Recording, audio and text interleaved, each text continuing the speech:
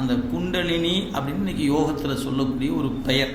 அதாவது மூச்சு பயிற்சியை முறையாக செய்து வந்தால் நமக்கு இயல்பாக நமக்கு இந்த ரெண்டு பக்கம் இடகலை பிங்கலைன்னு சொல்லுவோம். அப்படி ரெண்டு மூக்கின் வழியாக நம்ம சுவாசிக்கிறோம். இந்த சுவாசம் இந்த மூக்கின் வழியாக உள் இழுத்து வெளியே இடும்போது அதிகமான நம்மளுடைய வாழ்நாளை குறைக்கிற வண்ணமாக மூச்சுகள் வெளியேற்றப்படுகிறது. அப்போ என்ன செய்யணும்னா அந்த மூச்சை கட்டுப்படுத்தணும். அதுக்கு ஒரு பயிற்சி கொடுக்குறாங்க. அந்த பயிற்சிக்கு நீங்கள் போகணும்னா சிலவற்றை பின்பற்றணும். அதுக்கு தான் இயமம் நியமம் அப்படி ரெண்டு வச்சாங்க. இயமம் அப்படின்னா என்ன? இவை செய்யக்கூடாது, அது இயமம். இவை செய்ய வேண்டும், அதுக்கு பேர் நியமம். செய்யக்கூடாதவன்னு ஒரு 10, செய்ய வேண்டியவனு ஒரு 10. அப்போ நீங்கள் எப்போ இந்த மூச்சு பயிற்சி செய்யணும்னு நீங்கள் நினைக்கிறீங்களோ அப்போவே நீங்கள் எதெல்லாம் பண்ணக்கூடாது. இது திருமந்திரத்தில் இருக்குதுங்க. ஆனால் இன்றைக்கி சொல்லித்தரவங்களாம் சொல்கிறாங்களான்னு எனக்கு தெரியாது. புகைப்பிடிக்கக்கூடாது, மது அருந்தக்கூடாது, அசைவம் சாப்பிடக்கூடாது. இதெல்லாம் இயமத்தில் இருக்குது. ஏன் கூடாது என்பதில் இருக்குது, பட்டியல் இருக்குது. கல்லுண்ணாமை, அதெல்லாம் திருமந்திரத்தில் குறிக்கப்பட்டு இருக்கிறது. நீங்கள் நினச்சி பாருங்க, திருமந்திரம் 2000 ஆண்டுக்குரிய இந்த நூல், அதில் கல்லுண்ணாமை இருக்குது. திருவள்ளுவர் சொன்ன மாதிரி அவரும் கல்லுண்ணாமை சொல்லி இருக்கிறார். புலால் மறுத்தல் திருமந்திரம் சொல்லுது, திருக்குறளும் சொல்லுது. நான் அன்றைக்கி நாம் எப்படி இருக்கிறோம்? எல்லாம் செஞ்சுக்கிட்டு யோகாவும் செஞ்சுக்கிட்டு, சாப்பிட்றோம் சாப்பிட்டுக்கிட்டு, போய்க்கிறோம் போய்ச்சிக்கிட்டு, எல்லாத்தையும் சாப்பிடு, ஊர்வன பரப்பனை நடப்பனை எல்லாம் சாப்பிட்டுக்கலாம், மூச்சு பயிற்சி பண்ணிக்கலாம். இது எப்படி பயன் தரும்னு நினச்சி பாருங்கள்.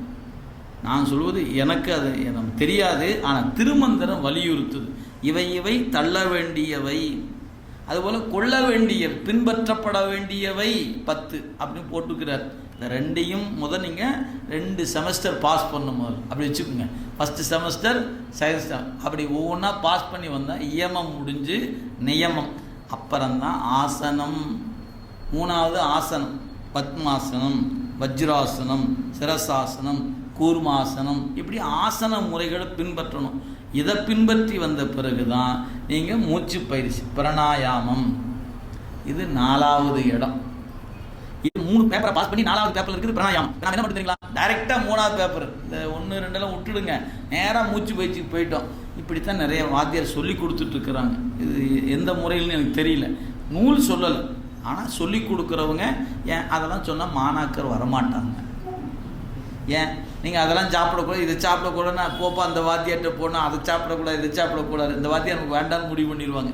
நீ எப்படியோ இருப்போம், இங்கே வரும்போது ஒழுங்கா வா அப்படின்னு சொல்கிறாங்க. அப்படிலாம் இல்லை, எப்போவுமே தவிர்க்கப்பட வேண்டியவை. அப்படி இருந்தால் தான் இந்த பயிற்சி பயன் தரும். நீங்கள் சாதனை செய்தால் அந்த சாதனை பயன் தரணும் அல்லவா? எப்போ தரும்? இந்த ஒழுங்கு இருந்தால் தான் பயன் வரும். அப்போ இந்த மூச்சு பயிற்சியை முறையாக செய்யுது. 3வது 4வது இடம் ஆசனம் முடித்து அதுக்கப்புறம் பயிற்சி மூச்சு பயிற்சி அப்படி செய்யும்போது இந்த காற்றை இழுக்கணும். இடது புறத்தில் இழுத்தீங்கன்னா எவ்வளவு இழுக்கணும் ஒரு கணக்கு வச்சுருக்கிறாங்க.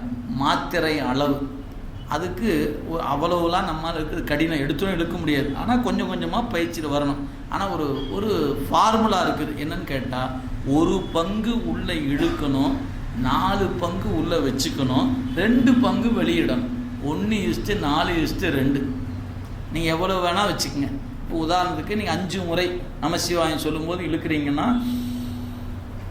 20 முறை சொல்லும்போது காற்றை உள்ளே வச்சுருக்கணும், 10 முறை சொல்லும்போது வெளியிடணும்.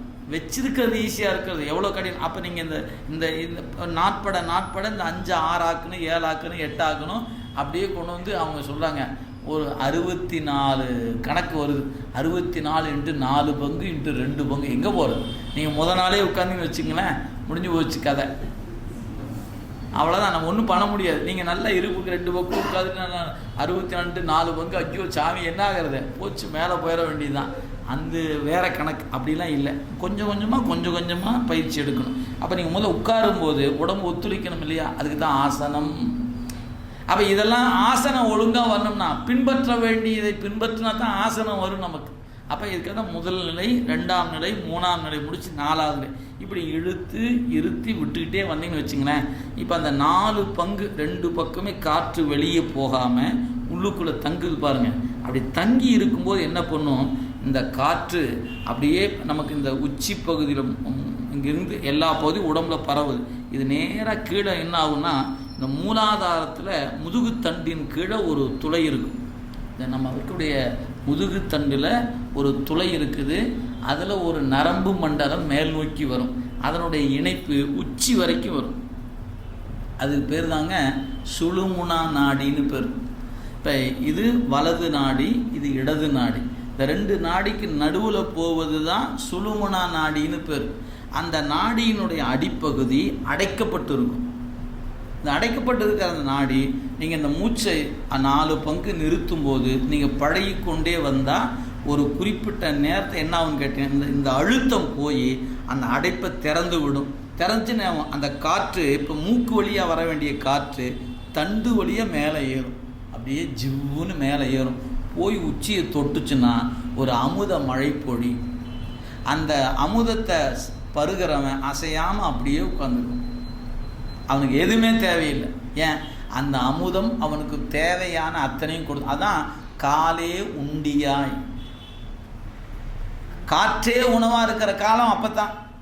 அதனால தான் பாட்டு, சித்தர் பாட்டில் பாடினான், தேங்காய் பால் உண்டு. அதாவது மலை மேல் இருப்பவனுக்கு, மலையில் இருந்துக்கிட்டு அந்த இந்த அமுதத்தை சாப்பிட்றவனுக்கு வெளியே இருக்கிற உணவு தேவையில்லை.